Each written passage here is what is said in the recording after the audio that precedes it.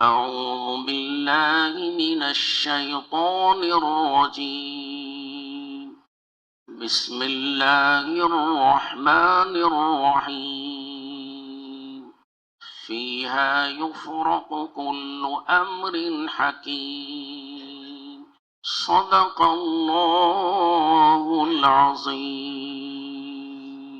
عزیزان محترم، بزرگان ملت، میں نے جس آیت مبارکہ کی تلاوت کا شرف حاصل کیا ہے وہ قرآن مجید فرقان حمید کی ایک آیت مبارکہ ہے، جس میں شعبان المعظم کی وہ عظیم رات جس کو ہم اور آپ شب برات کہتے ہیں، اللہ تعالی ارشاد فرماتا ہے فیہا یفرق کل امر حکیم، ہر حکمت والا کام بانٹ دیا جاتا ہے۔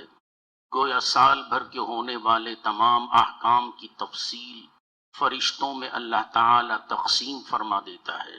تفسیر روح البیان میں حضرت علامہ اسماعیل حقی رحمۃ اللہ تعالی علیہ اس آیت مبارکہ کے تحت فرماتے ہیں روزی اور رزق کا پروگرام حضرت میکائیل علیہ السلام کے سپرد کر دیا جاتا ہے۔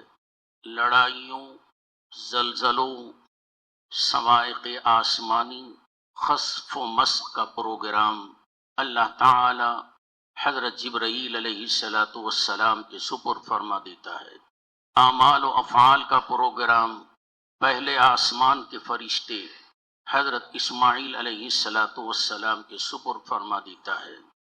مصائب و پریشانیوں کا پروگرام ملک الموت کے سپرد فرما دیتا ہے۔ غور کیجئے یہ رات کس قدر اہم ہے۔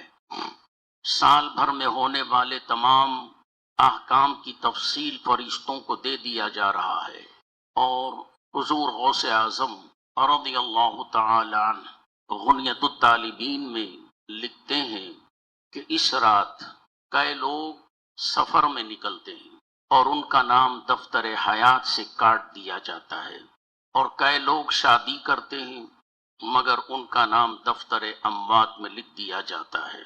اور سیدنا غوث اعظم رضی اللہ تعالی عنہ پھر فرماتے ہیں غنیت الطالبین میں کئی لوگوں کی قبریں کھد گئیں اور خبر والا عیش و آرام کے ساتھ زندگی گزار رہا ہے، کئی کفن دھل گئے اور کفن والا بے خبر بازار میں پھر رہا ہے، کئی مکان بن گئے اور مکان والے کی موت قریب آ گئی، اور کئی لوگ غوث پاک وضاحت فرماتے ہیں اس رات گناہوں سے چھٹکارا، بخشش و غفران کی دعا مانگنے کے بجائے دولت چاہتے ہیں اور ان کے لیے تباہی اور بربادی آ گئی۔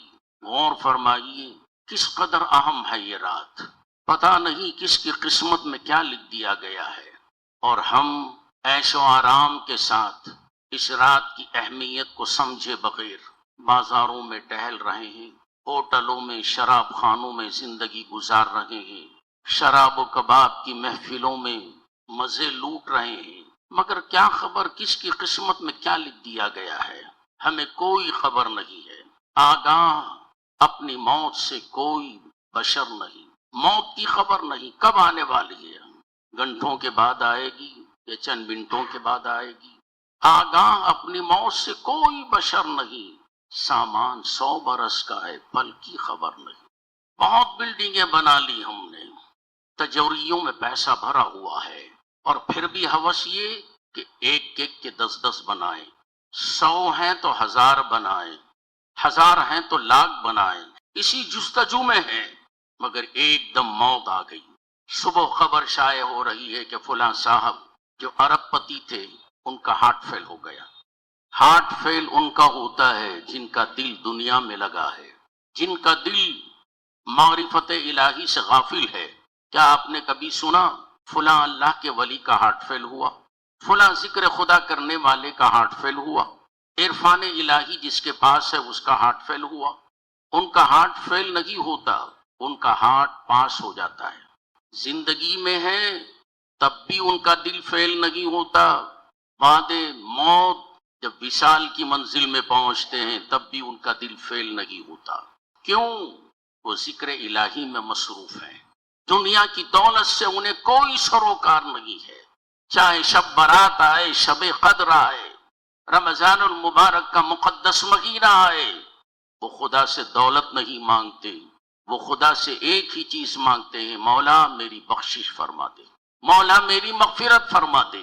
رمضان کا مہینہ ہے، افطار کا وقت ہے، سامنے نعمتیں رکھی ہوئی ہیں، اس کے باوجود بھی للچائی نظروں سے ان نعمتوں کو نہیں دیکھتا، بلکہ للچائی نظروں سے خدا کی مغفرت کی طرف دیکھتا ہے کہ اللہ تعالیٰ اس افطار کے صدقے میں میری مغفرت فرما دے۔ کچھ اللہ کے بندے وہ ہیں جو اپنے لیے بھی مغفرت کی دعا مانگتے ہیں، اور ایمان والوں کے لیے، اپنے بھائیوں کے لیے، اپنے ماں باپ کے لیے، اپنے رشتہ داروں کے لیے بھی مغفرت کی دعا مانگتے ہیں، مولا میرے ساتھ ان سب کی مغفرت فرما دے۔ وہ اللہ کے نیک بندے ہیں، ان کو پتا ہے کہ موت آنے والی ہے، مگر کب آئے گی اس کی خبر نہیں ہے، اس لیے وہ برائیوں سے توبہ کرتے ہیں۔ حضرت ابو نصر ابن سعید رضی اللہ تعالی عنہ روایت کرتے ہیں کہ حضور نبی اکرم صلی اللہ علیہ وسلم نے فرمایا، شعبان المعظم کی 13ویں رات کو حضرت سیدنا جبرائیل علیہ السلام میرے پاس آئے اور میں حالت نیند میں تھا۔ حضرت جبرائیل علیہ السلام نے مجھے جگایا اور فرمایا کہ یا رسول اللہ، آپ نیند سے بیدار ہو جائیے، نماز ادا کیجئے اور دعا فرمائیے۔ سرکار دو عالم صلی اللہ علیہ وسلم نیند سے بیدار ہوئے، نماز ادا کی اور دعا میں مشغول ہو گئے، یہاں تک کہ طلوع شمس نمودار ہوا۔ حضرت جبرائیل امین پھر آئے اور عرض کیا، اے محمد صلی اللہ علیہ وسلم، اللہ تعالیٰ نے آپ کی امت کے ایک حصے کے سارے گناہوں کو معاف کر دیا، چونکہ ایک رات آپ نے امت کی گناہوں کی مغفرت کے لیے دعا مانگی تھی، اور 2 حصے باقی ہیں۔ سرکار دو عالم صلی اللہ علیہ وسلم کے آنکھوں سے آنسو رواں ہو گئے اور عرض کیا، اور 2 حصوں کا کیا حال ہے؟ کہا کہ مجھے اس کا علم نہیں ہے۔ 14ویں شب آئی، پھر حضرت جبرائیل علیہ السلام حاضر خدمت ہوئے، محبوب خدا صلی اللہ علیہ وسلم کو جگایا، توجہ سے سننا، اور فرمایا، اے محمد صلی اللہ علیہ وسلم، نیند سے بیدار ہو جائیے، نماز اور دعا میں مشغول ہو جائیے۔ رحمت عالم صلی اللہ علیہ وسلم نے نماز ادا کی، طلوع شمس تک دعا فرماتے رہے۔ طلوع شمس کے بعد پھر حضرت جبرائیل حاضر ہوئے اور عرض کرنے لگے، اے محمد صلی اللہ علیہ وسلم، اللہ تعالیٰ نے آپ کی امت کے دوسرے حصے کے گناہوں کو بھی معاف کر دیا۔ پھر سرکار دو عالم صلی اللہ علیہ وسلم عجز و انکساری کے ساتھ رونے لگے، اے جبرائیل، اور ایک حصے کا کیا ہوگا؟ کہا کہ مجھے اس کا علم نہیں ہے، لا علمی کا جواب دیا۔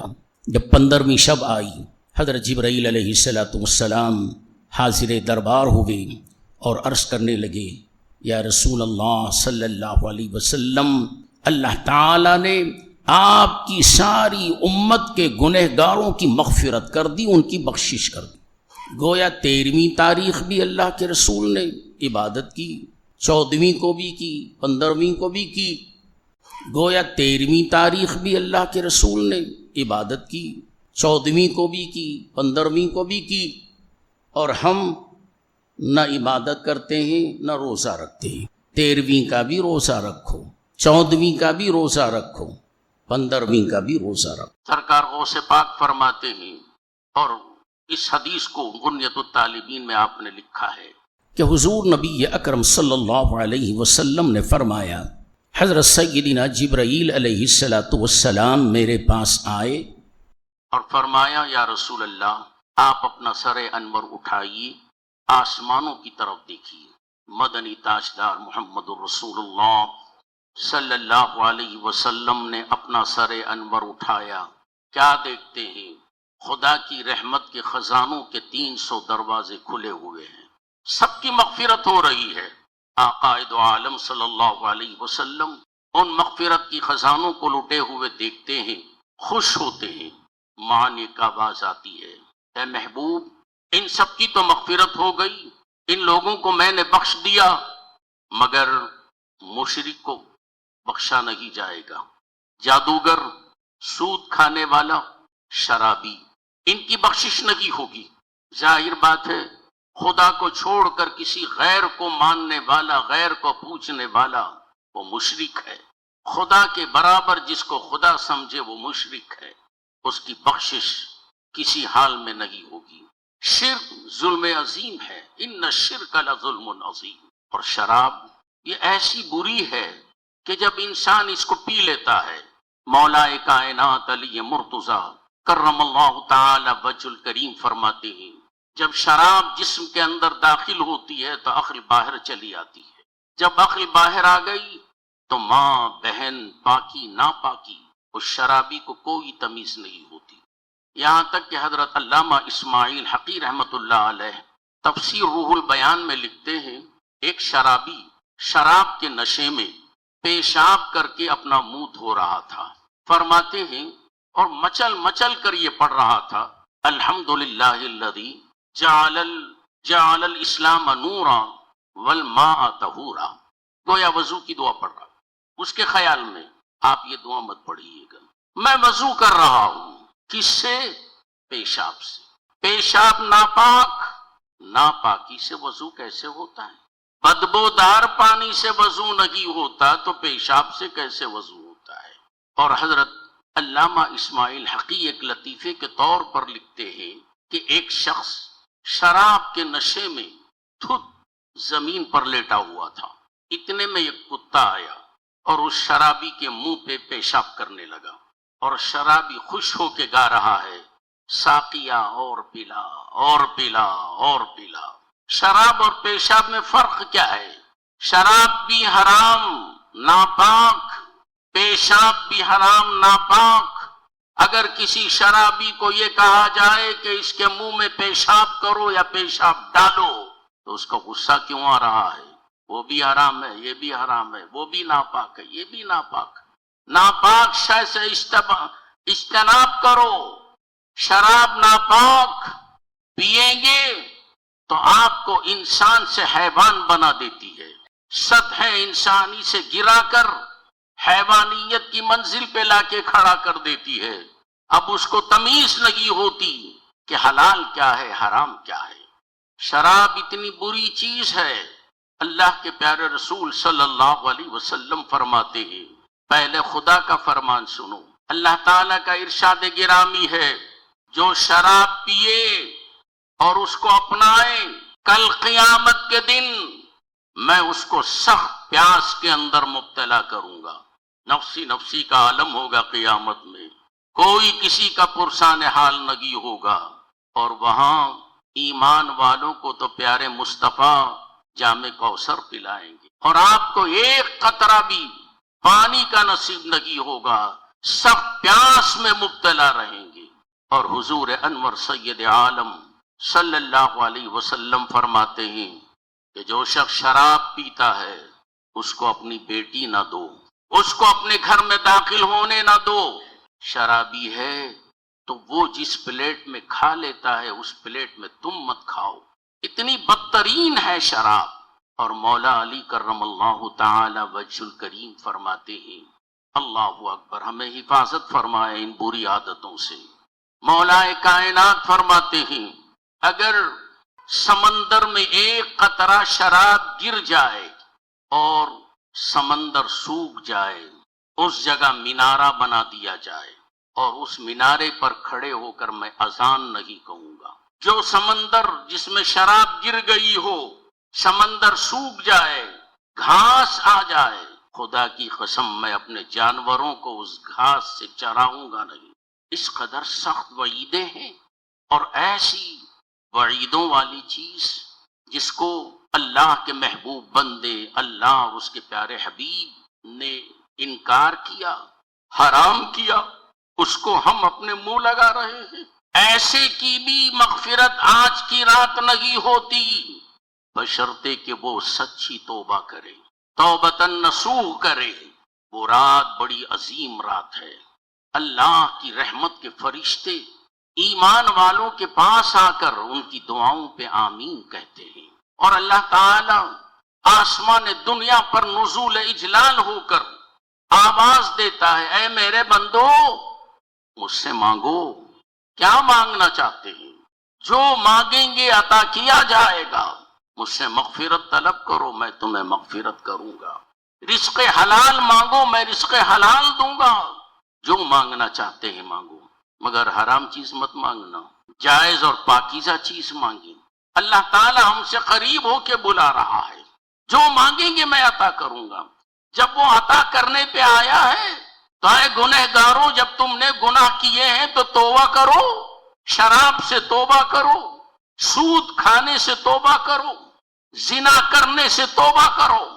یہی شراب جس کو آپ پیئیں گے، یہ شراب آپ کو زنا کی طرف لے جائے گی، آپ زنا کریں گے۔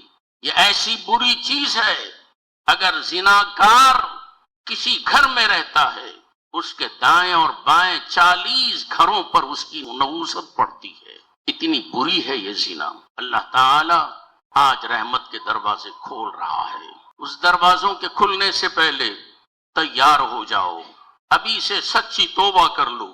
توبہ نام ہے اپنے گناہوں پہ نادم ہو کر اللہ کی طرف رجوع کرنے کا، اس کی طرف مائل ہو جاؤ، ہاتھ اٹھا کے بھیک مانگو رب کی بارگاہ میں۔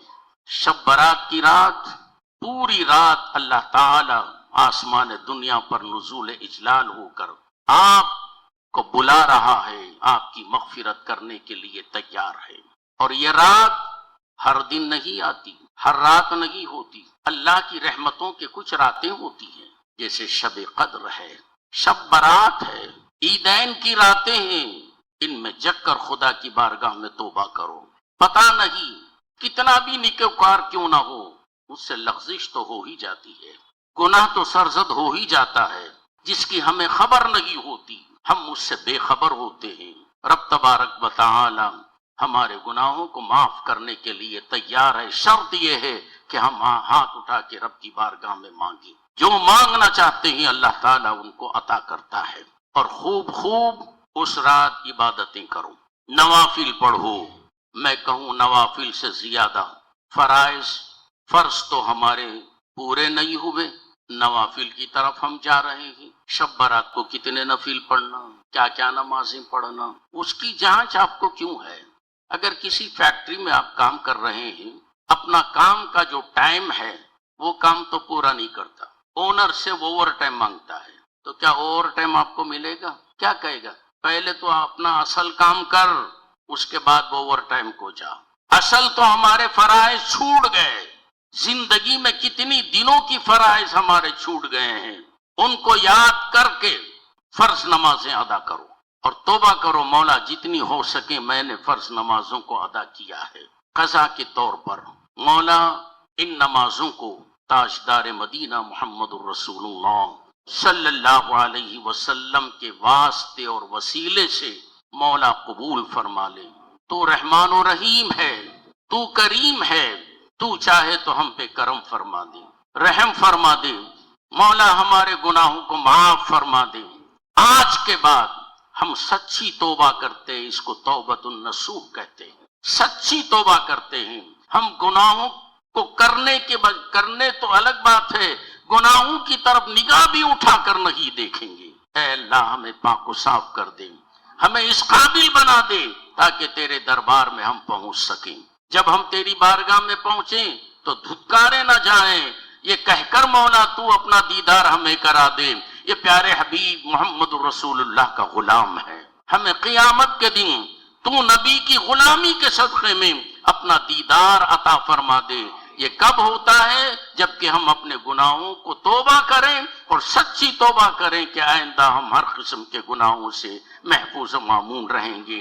دعا ہے کہ اللہ تعالی ہم سب کو نیک اور نیک بنائے، اور آنے والے دنوں میں کثرت کے ساتھ عبادت کرنے، خدا کو راضی کرنے اور خدا کو راضی کر کے اپنے گناہوں کی معافی چاہنے کی مولا تعالی ہمیں توفیق عطا فرما۔ بارک اللہ لنا ولکم فی القرآن العظیم۔